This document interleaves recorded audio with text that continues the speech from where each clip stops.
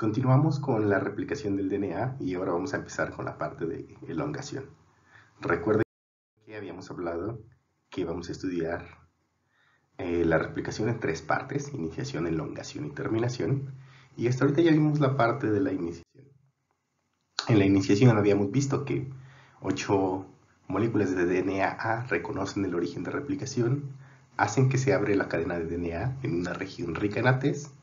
DNA-C unida a ATP hace que un hexámero o un anillo de DNA-B se monte en cada una de las cadenas, y luego cada una de estas cadenas empieza a desplazarse hacia el extremo 5', hacia el extremo 3' de la cadena en la que está montada, abriendo la cadena. Y recuerden que SSB también está impidiendo que las cadenas se vuelvan a cerrar.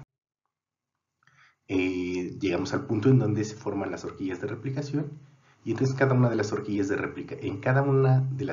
de replicación, acuérdense que son dos, una horquilla, otra horquilla, se va replicando cada una de las cadenas de DNA en el sentido de 5', 3' en ambos casos.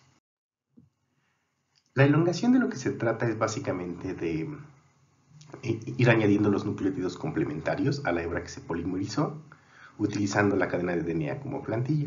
Este ejemplo lo habíamos visto en un video anterior, en donde hacía énfasis otra vez en que del 5' al 3' se tiene que sintetizar la nueva cadena, en este caso, y que para que empezáramos a pegar o a polimerizar nucleótidos de DNA, tenía que haber un nucleótido previo. Es uno de los requisitos para la DNA polimerasa. Y que siempre se van a reconocer los nucleótidos que quieres poner por los puentes de hidrógeno. Si se forman los puentes de hidrógeno correctos, entonces se forma el enlace fosfodiéster, y así hasta terminar con la cadena. Entonces, también les había mencionado que quien se encarga de hacer la polimerización de los nucleótidos de DNA es la DNA polimerasa.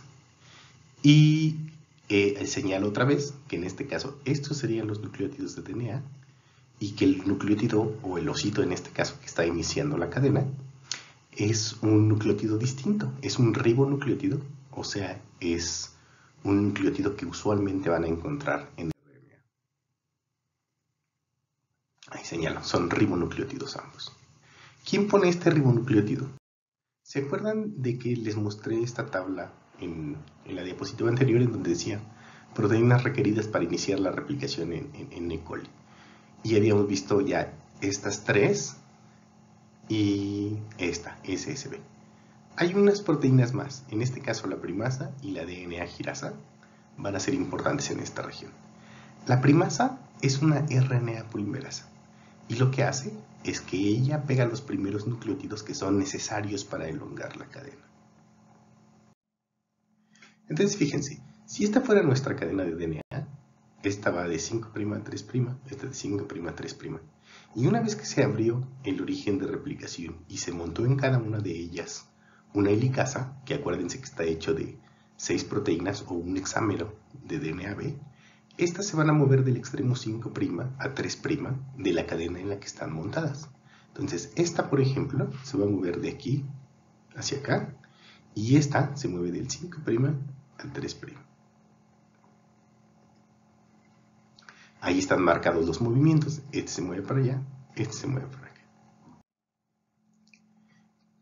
Conforme se van desplazando sobre la cadena que tienen, el DNA se va abriendo.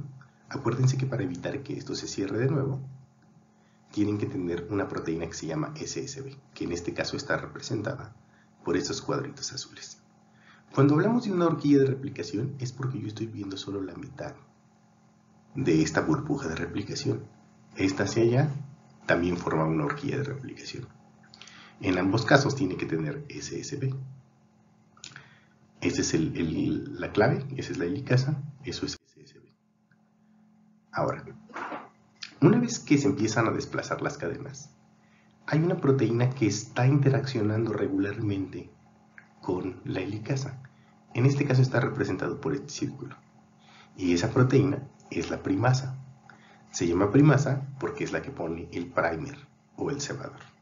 A partir de ella vamos a iniciar la síntesis de ADN, pero resulta que es una RNA polimerasa. Entonces va a pegar nucleótidos, pero nucleótidos de RNA. En este caso, por ejemplo, esta primasa ya pegó aquí un nucleótido o una cadena de nucleótidos cortita, unos 20 nucleótidos, que son nucleótidos de RNA. Eso es lo que le llamamos el primer o el cebador de RNA. Conforme se va abriendo la cadena, la helicasa va desplazándose cada uno sobre ellos y empieza la polimerización. Acuérdense, si este es el extremo 5' y este es el 3', significa que para esta cadena, este es el extremo 5' y se va a ir polimerizando hacia el 3'.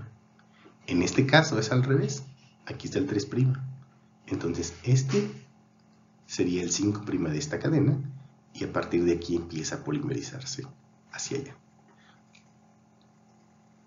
5', 3', 5', 3'. ¿Hasta ahí vamos bien? Espero que sí. Aquí les voy poniendo cuál es el código de colores de lo que estoy representando. Esta es la helicasa, esto es el cebador de RNA y esta es la cadena nueva de DNA, la que estoy sintetizando. Ahora, lo que sucede después es que conforme esta se va moviendo hacia acá y va quedando una cadena de DNA libre, cada cierto tiempo se le vuelve a unir una primasa a cada una de las helicasas. A esta se le une una primasa y lo que hace es lo que sabe hacer, pega un nucleótido de RNA. Y en este caso pega un nucleótido de RNA. Una vez que sintetizó el primer, la primasa se despega de allí y entonces la DNA polimeriza a partir de este extremo, porque acuérdense ahora, este es el 5'. A partir de este extremo empieza a sintetizar DNA hasta que alcanza al cebador anterior. Y en este caso pasó exactamente lo mismo. Ahí está, este sería el 5' de este fragmento, este es el 3', este es el 5' de este fragmento y este es el 3'.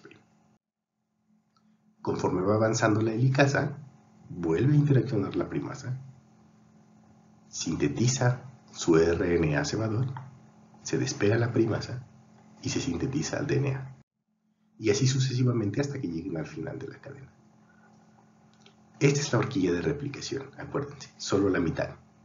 Ahora, fíjense que conforme va avanzando, si solo ponen atención en esta mitad, en la horquilla, conforme va avanzando la helicasa hacia allá, cada vez más cada que avanza tiene que poner un nuevo cebador y luego tiene que sintetizar el DNA de aquí hasta que llegue al nuevo cebador. Avanza un poco más, pone un cebador nuevo y sintetiza. Mientras que esta cadena, aquí puso un solo cebador y a partir de aquí va avanzando, polimerizando en la misma dirección en la que se va moviendo la helicasa. Entonces, si la helicasa va para allá, se sigue abriendo esta cadena y sigue sintetizando y polimerizando. Entonces, para diferenciar esta cadena de esta cadena, a esta cadena le llamamos la cadena líder. Se va sintetizando de 5' a 3' y se va sintetizando de forma continua. Entonces le dicen la cadena líder o la cadena continua. En este caso, como la dirección de síntesis tiene que ser siempre de 5' a 3' y la helicasa se va moviendo en sentido contrario, tiene que ir sintetizándose en fragmentitos. Y entonces a esta cadena le llaman la cadena rezagada o la cadena retrasada, como depende de cómo lo hayan encontrado. Cada uno de estos fragmentos, o sea, cada fragmento que consta de un cebador que puso la primasa y del DNA de ese que sintetizas a partir de ese cebador hasta que alcanzas el cebador anterior, es a lo que se le llama un fragmento de Okazaki. Entonces la cadena rezagada se va sintetizando en fragmentos. Ahora noten que esto es como un espejo, ¿sí? Entonces esto es los nombres para esta horquilla de replicación. Pero fíjense que aquí hay otra horquilla de replicación dependiendo de hacia dónde vamos avanzando la helicasa.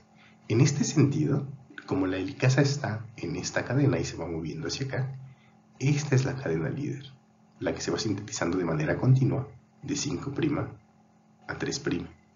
Y esta es la cadena rezagada. Cada que avance la helicasa se tiene que poner un nuevo cebador que se va a servir de este iniciador para hacer la síntesis de DNA hasta llegar al fragmento de Okazaki anterior.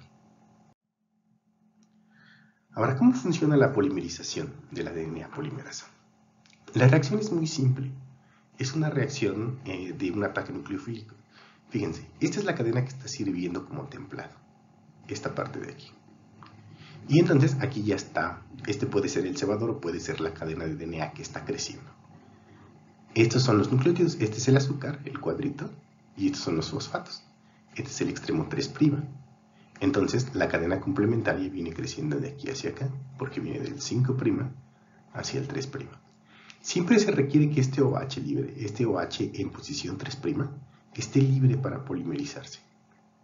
Entonces fíjense, aquí ya está formado el puente de hidrógeno, o los dos puentes de hidrógeno, entre timina y adenina. Y aquí están formados los 3 puentes de hidrógeno entre guanina y citosina. Entonces lo que hace la DNA polimerasa es ir tratando de acomodar el nucleótido siguiente hasta que logra que haga un match perfecto, que este y el nucleótido que trata de polimerizar formen los puentes de hidrógeno correctos. Entonces nosotros sabemos que una adenina y una timina forman los puentes de hidrógeno correctos y entonces viene la reacción de polimerización. En este caso lo que sucede es que este OH libre que está en posición 3' utiliza su par de electrones libre para atacar el fosfato que está más cerca de donde está el azúcar. Acuérdense que este es un nucleótido trifosfato. Tiene su azúcar, tiene su base nitrogenada y tiene sus 3 fosfatos unidos. Esto es un enlace de muy alta energía. Si ustedes, de hecho por eso se utilizan los enlaces de alta energía para lograr hacer el enlace fosfodiéster. La energía para formar este enlace proviene de la ruptura de este otro enlace. Entonces, el par de electrones libre que está en el oxígeno ataca el fosfato. Eso hace que este enlace entre este fosfato y este oxígeno se rompan. El par de electrones libres ahora se pega con este oxígeno y este pirofosfato sale de la molécula. Y entonces, como este oxígeno atacó a este fosfato, se hace un enlace covalente entre este oxígeno y este fosfato y se forma el enlace fosfodiéster, que es lo que tenemos aquí. Fíjense, aquí está adenina-guanina en la cadena nueva, adenina-guanina, y esta timidina es la del nucleótido que se acaba de adicionar a la cadena. Ahora, ¿qué es una parte importante aquí? Que esta timidina, acuérdense que tiene la estructura que tienen todos los nucleótidos, es decir, el azúcar, la base nitrogenada y el grupo fosfato, y una vez que se forma el enlace fosfodiéster, ahora esta posición 3' queda un OH libre que puede repetir la reacción con el siguiente nucleótido.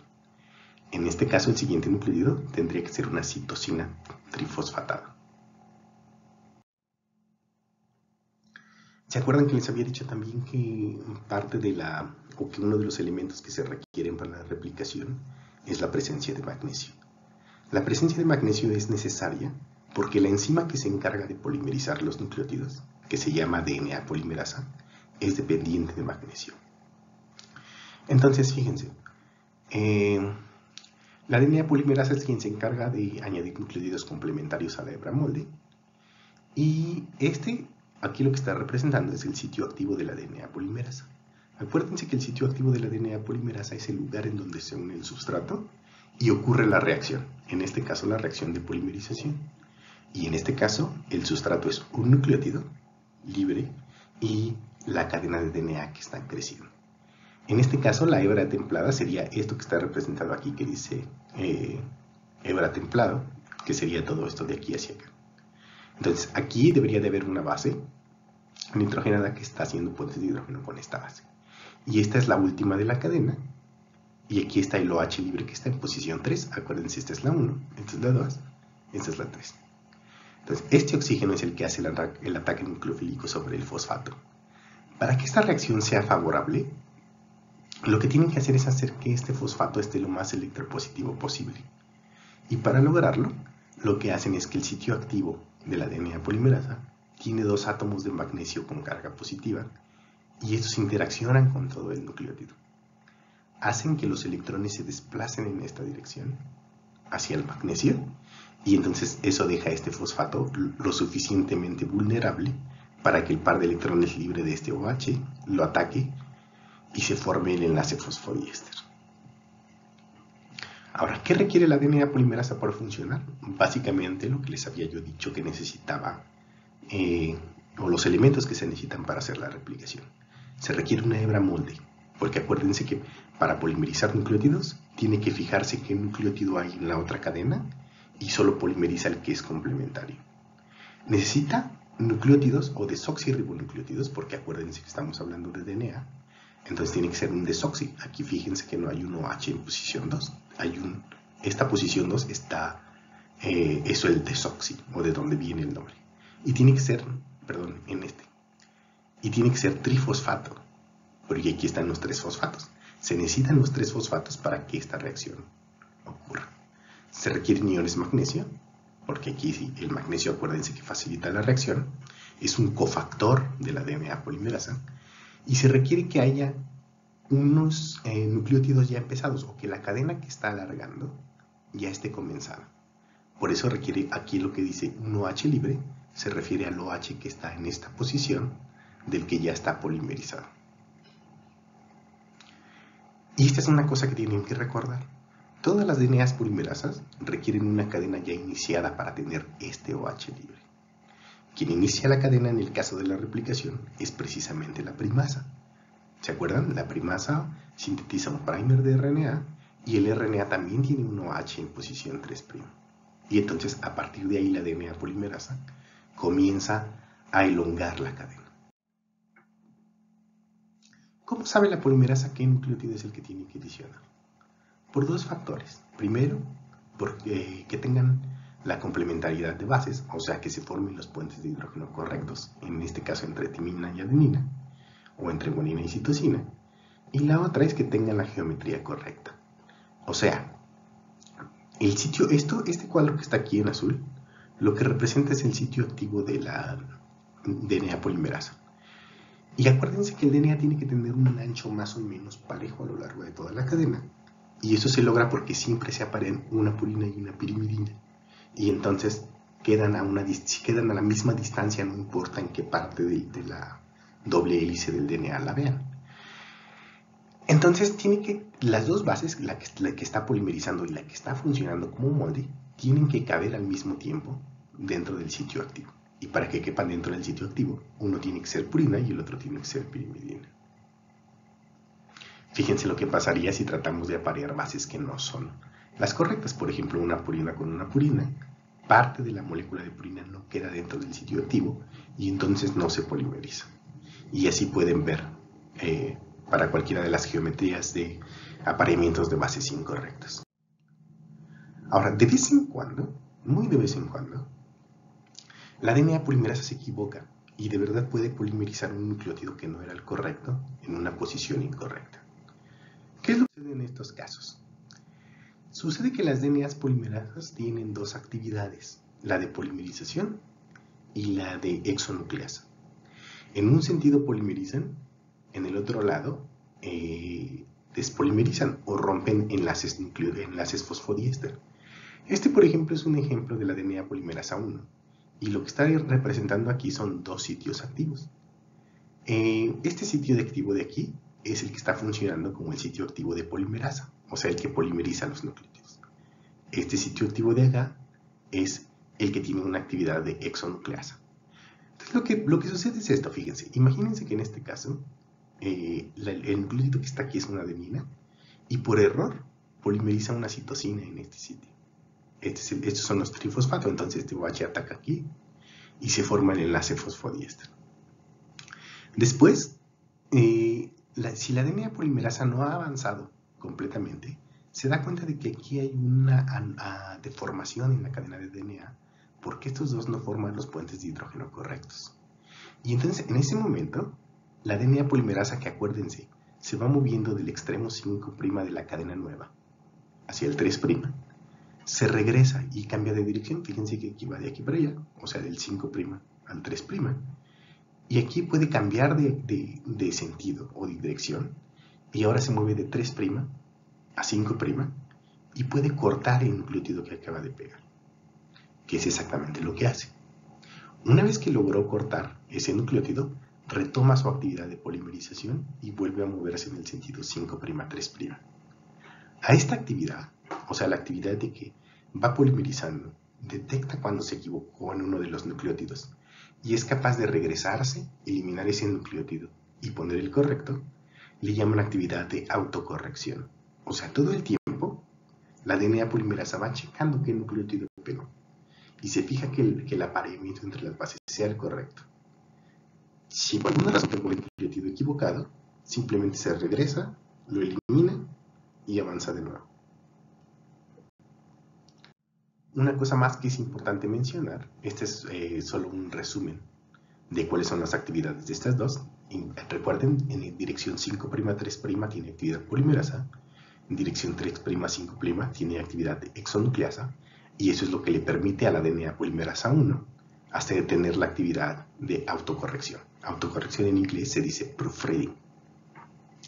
Ahora, estoy hablando aquí de la DNA polimerasa 1. ¿Cuántas DNA polimerasas hay en E. coli?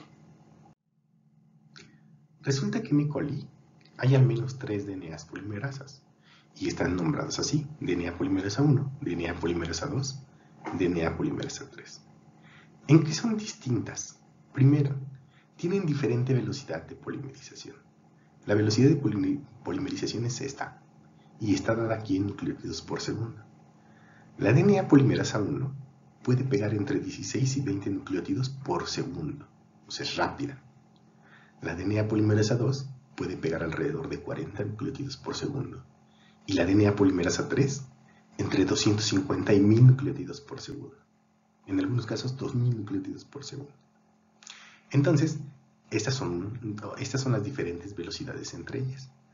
La otra cosa es, fíjense en el número de subunidades. Acuérdense que cuando estamos hablando de subunidades, me refiero a las partes que forman una enzima o los polipéptidos que están formando una enzima. Una enzima, por ejemplo, que diga yo que tiene 3 subunidades, significa que hubo 3 genes. Esos 3 genes se expresaron, se tradujeron, formaron las proteínas, y esas 3 proteínas se unen para formar a la enzima activa. Fíjense aquí, la DNA polimerasa 1 tiene una sola subunidad. Eso significa que un solo gen se transcribe y se traduce y forma una proteína que tiene la actividad de polimerización y de autocorrección. En el caso de la DNA polimerasa 3, esta que está aquí, tiene más de 10 subunidades. O sea, es una proteína o una enzima mucho más compleja. En vez de tener una sola proteína que hace todo el trabajo, lo que tiene es, o lo que pasó es que hay al menos 10 genes que se tienen que expresar, tienen que traducir, o tienen que transcribirse, luego tienen que traducirse, y el resultado de esa traducción se une en una sola molécula gigante, que es la que tiene la actividad de polimerización, o más bien a lo que nosotros conocemos como la DNA polimerasa 3, que es en este caso esa. La otra cosa que tienen es una cosa a la que le llaman procesividad. Procesividad está aquí señalada y dice cuántos nucleótidos puede adicionar antes de que la polimerasa se disocie. Acuérdense que esto es un sistema biológico y que entonces lo que sucede y es que la DNA polimerasa se pega en una de las cadenas, polimeriza lo más que puede a la velocidad que está diciéndoles ahí de 250.000 nucleótidos por segundo, y luego, porque está en un continuo proceso de asociación y disociación, se despega de la cadena y la deja, digamos, a medio terminal. Luego puede unirse esa misma DNA polimerasa u otra, se pega y luego continúa con la polimerización.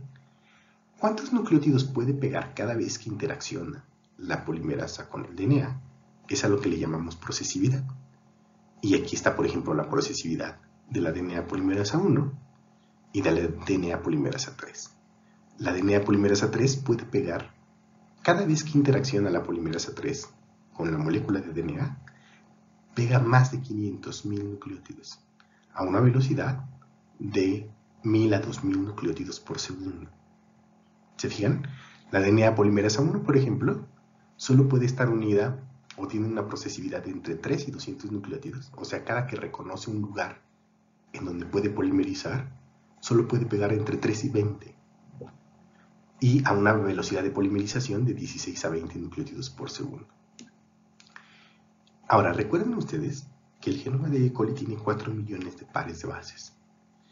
Si ustedes quieren terminar de sintetizar todo el genoma, o sea, de hacer una copia completa del círculo de DNA, tienen que usar una enzima que sea rápida y que sea procesiva, y de preferencia que tenga actividad de autocorrección. Esa enzima, si ustedes tuvieran que escoger de aquí, sería esta que está ahí, la DNA polimerasa 3, porque es la más rápida, es la más procesiva, y aparte tiene esta actividad de 5', esta actividad 3', 5', que es la actividad de autocorrección. ¿Ok? Entonces, es mucho más rápida, es mucho más eficiente, y aparte puede autocorregirse cuando se equivoca en la síntesis de una de las cadenas.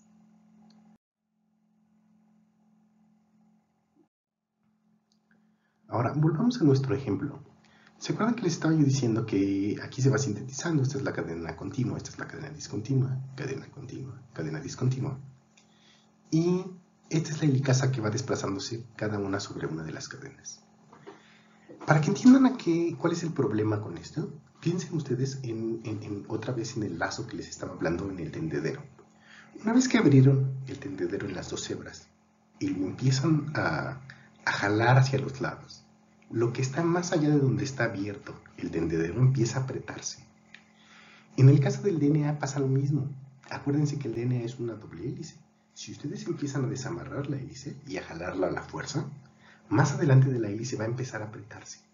Si ustedes no hacen algo para liberar lo que llamamos el estrés de torsión, o sea que le estemos apretando tanto, lo que va a llegar a pasar es que la cadena de DNA se rompe. Entonces, para evitar esto, hay una cosa que nos falta en nuestro modelo. Aquí otra vez la primasa puso un primer, acuérdense, continúa la cadena, y conforme esta se va abriendo, se va incrementando el estrés de torsión de la doble cadena hacia allá y hacia allá. Y entonces hay una proteína que se llama la DNA girasa, que lo que hace es ir aliviando el estrés de torsión. La manera en cómo lo alivia es ir avanzando adelante de la helicasa, corta una de las cadenas, le da la vuelta en el sentido contrario y luego la vuelve a unir. Esa actividad es una actividad de lo que le llamamos topoisomerasa. Este es otra vez un ejemplo de la misma situación. Aquí está la helicasa que va moviéndose sobre esta horquilla de replicación. En esa dirección, esta es la cadena continua, porque va de 5' a 3' de la cadena nueva. Esta es la cadena discontinua, porque aquí va de 5' a 3'. Después aquí está sintetizándose otro primer. A partir de aquí se va a sintetizar el DNA de 5' a 3'. Y esta es la helicasa que va moviéndose hacia acá. Conforme se va moviendo, esto se va apretando cada vez más. Y para deshacerse del estrés de torsión, la DNA topoisomerasa 2, o como se le conoce con su nombre común, la DNA girasa, va rompiendo una de las cadenas y le da vuelta en el sentido contrario. Como sucede es así, imagínense que estas son las dos cadenas que están apretadas, y lo que hacen es, estos están representando nucleótidos, los grandes son purinas, los chiquitos son pirimidinas, y las P's son del enlace fosfodiéster. Esto que está aquí, lo que está representando, es un sitio de la girasa, que lo que hace es transferir el enlace fosfodiéster de dos nucleótidos a uno de los nucleótidos y uno de los aminoácidos que forman parte de la proteína. Entonces, este OH ataca uno de los fosfatos y ahora la cadena se rompe y queda ligada con un enlace fosfodiéster entre la cadena de DNA y la proteína. Esto solo es parte del sitio activo de la proteína. Una vez que esto sucede, le dan una vuelta al DNA en sentido contrario de donde está tensándose, y luego el OH que queda resultante vuelve a atacar a este fosfato y se vuelve a cerrar. Básicamente lo que tienen es, como si ustedes estuvieran apretando su lazo y quieren desaflojarlo, pero no quieren que se vuelva a juntar en la parte del medio, lo que hacen es cortan una de las hebras más adelante, le dan vuelta y la vuelven a amarrar. Y esa es la actividad de la DNA girasa. La actividad es liberar el estrés de la molécula. Ahora, ¿se acuerdan que les dije que la enzima que está encargada de hacer la mayor parte de la polimerización es la DNA polimerasa 3 y que tenía más de 10 unidades? La DNA polimerasa 3 sería toda esta parte que está aquí. Esta parte es la helicasa, acuérdense, y es la región que está encargada de abrir la doble hélice, y todo esto forma parte de la DNA polimerasa, que está unida con la helicasa, y conforme va avanzando la helicasa, va arrastrando a toda la DNA polimerasa. Ahora, esto que está aquí, lo que le llaman el core o el núcleo de alfa, epsilon y teta, es quien tiene la actividad de polimerasa. Quien va pegando los nucleótidos es este. Y fíjense que tiene dos brazos. Eso significa que conforme estaba avanzando sobre una de las cadenas, este brazo va sintetizando la nueva cadena de una de las hebras y este brazo va sintetizando la cadena de la otra de las hebras. Esto que está aquí es una cosa a lo que le llaman un clamp, como anclaje, que es lo que le da la procesividad a la enzima.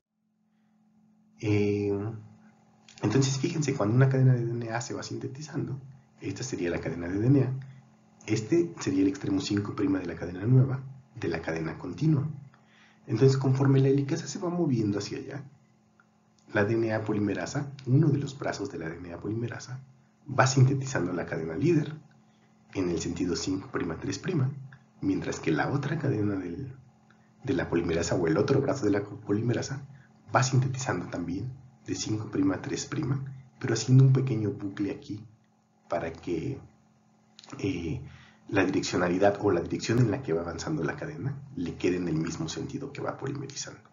Esto es un poco difícil de explicar por aquí, pero si ustedes ven el video que les adjunté en el video que dice avanzado, en la parte de replicación, se van a dar cuenta de que el modelo que les está explicando allí de replicación es precisamente una DNA polimerasa 3, en donde tiene dos brazos y cada uno de los brazos va sintetizando las dos cadenas de DNA al mismo tiempo. Entonces, revísenlo, acuérdense de verlo. Y ya, una de las cosas que aquí faltan en esto es que fíjense que esta cadena está totalmente, o esta hebra de DNA está totalmente desapareada de todos, y para evitar que forme puentes de hidrógeno y adquiera estructura secundaria entre ella misma o que trate de juntarse con la que están separando aquí, lo que hacen es que una serie de proteínas SSB están funcionando a lo largo de toda la replicación y de toda la elongación para impedir que esta cadena vuelva a cerrarse.